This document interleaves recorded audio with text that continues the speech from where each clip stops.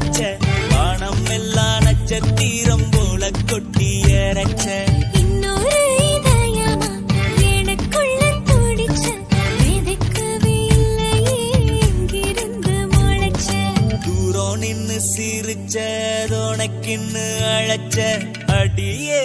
ஆனா புளிய கண்ட